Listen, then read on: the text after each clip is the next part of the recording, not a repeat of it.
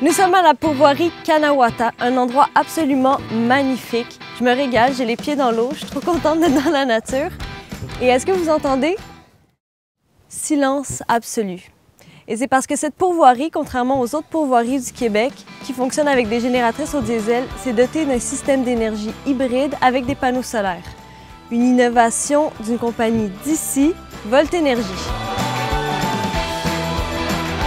Sébastien, nous sommes en présence d'un des systèmes installés par ta compagnie. Peux-tu nous en parler un petit peu? Oui, bien sûr.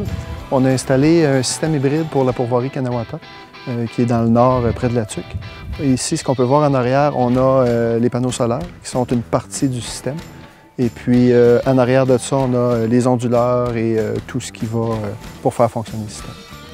Vous utilisez aussi une génératrice avec les panneaux? Oui, bien sûr. On a besoin d'une génératrice, c'est notre backup, dans le fond. On va chercher toute la production solaire qu'on peut avec le soleil. On recharge les batteries en arrière de ça, mais il y a des journées où est-ce qu'il n'y a pas de soleil. L'hiver, l'automne, le printemps, des fois, c'est un peu plus difficile.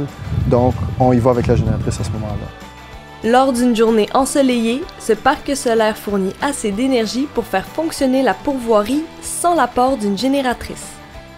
Et le deuxième problème que j'avais, c'était l'approvisionnement en mazout. On est en pleine forêt à 150 km et puis on a une grosse montée ici que l'hiver s'était glacé. Faire venir le mazout, c'était compliqué, en plus des risques que ça élevait pour la nature, tout ça. Fait que, oui, je suis vraiment satisfait du système qu'on installe ici, là. Ça convient à tous les bâtiments, ça fait fonctionner tout fonctionne très bien. Je pense que j'ai fait un bon placement pour moi et pour la nature aussi. Vous avez une équipe dédiée à la recherche et développement? Mais je dirais que pas mal toute l'équipe y participe. Okay.